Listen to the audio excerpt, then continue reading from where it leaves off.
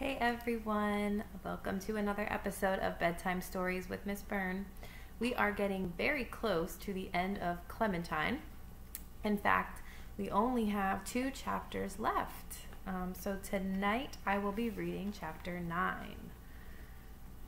I'll start by showing you this picture because this is quite the photo.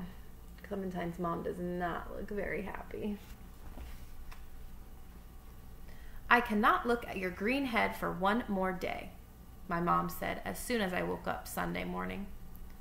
So right after breakfast, she took me into the kitchen and started scrubbing my head with scouring powder and saying things I have never heard a TV mother say.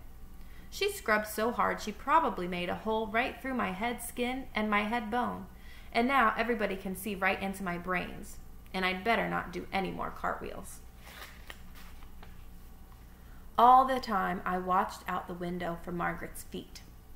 Margaret's brother is not my special friend. I told my mother this in case she thought I was watching out for Mitchell's feet, which I was not, because he's not my special friend. My mother kept on scrubbing, and all she said was, "That's nice," which is what grown-ups say when they're not paying attention to you.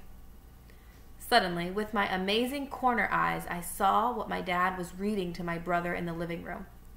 "Stop!" I yelled. Then I flew over and jumped on his lap and slammed the book shut just in time. "Lima Bean is little, Dad," I reminded him. "He'd get scared of those shoes." "First of all, your brother's name isn't Lima Bean," said my dad. "And second of all, what shoes, Clementine?" "I told you he was not so good at paying attention. Those shoes are pretty hard to miss." "The pointy green ones on the bear," I whispered. "Page 14. Which I know because, okay, fine, I look at that page a lot. Some days I like to scare myself. Today was not one of those days, though. "It's just a picture, Sport," Dad said. "It's not real. Do you want to try looking at it with me right here?" "No!" I yelled. And then I was mad because now those pointy shoes were stuck in my head, going to worry me all day. I jumped off my dad's lap and ran back into the kitchen because I have discovered that lots of foods are round. Cookies, hamburgers, pizzas, donuts, cupcakes, apples, you name it, all the good stuff is round. I grabbed 2 slices of bologna and I bit them into a pair of glasses, which is a trick I invented. And only I know, and now you will too.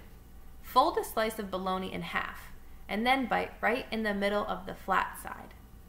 Do it again. Then slap the circles over your eyes and you have bologna glasses. Here's a picture of that.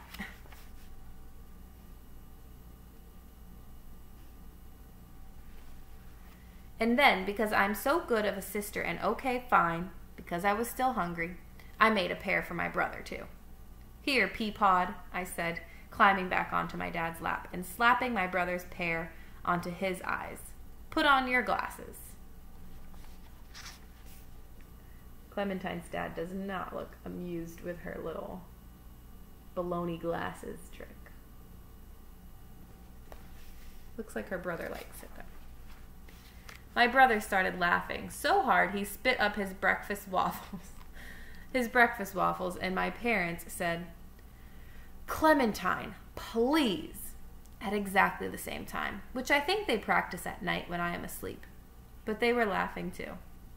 And suddenly, it was a pretty good day in spite of the holes scrubbed into my head. The good day feeling made me think about all the bad day feelings I'd been having this week, and that made me think about Margaret. And then the best idea of all sproinged right into my head. Because I am so good at paying attention, I know all the things that Margaret likes. So I ran around my apartment gathering them up. Polka Dotty's flea collar, because Margaret loved my old cat. Pepperoni, because that's the only kind of pizza I have ever seen her eat. The red shoes Margaret makes me put on Barbie every time we play. A blue jay feather from my collection, because her favorite color is blue. Some M&Ms, because she breathed on mine.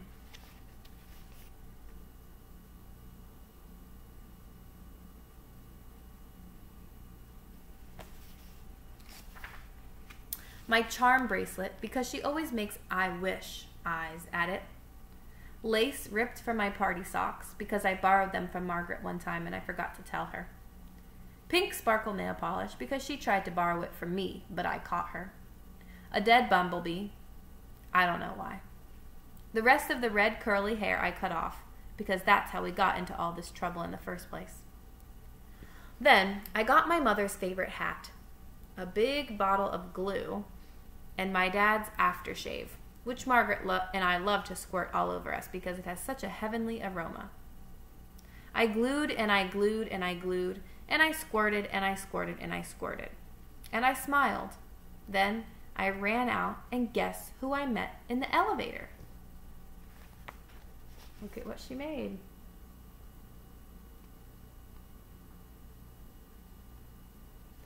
I wonder how her mom is going to feel about her doing that to her favorite hat.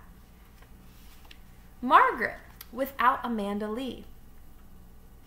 I have something for you, we both said at exactly the same time, which we have never practiced before. Then I handed her the Margaret hat, and she handed me a bag.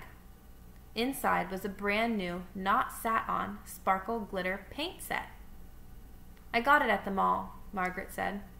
Then, without even a grown-up telling her to, she told me she was sorry she was mean to me at my birthday. I'm sorry about your hair, I said. Okay, fine, we both said. And it was, for about 1 minute. I have to go, Margaret said. I'll see you tonight. Yep, see you tonight, I said. Then I said, what's tonight? The party. Your parents invited us. Oh, right, I said. I knew that. But I didn't. Uh-oh. If my parents were having a party and I didn't know about it, that meant it was a surprise party.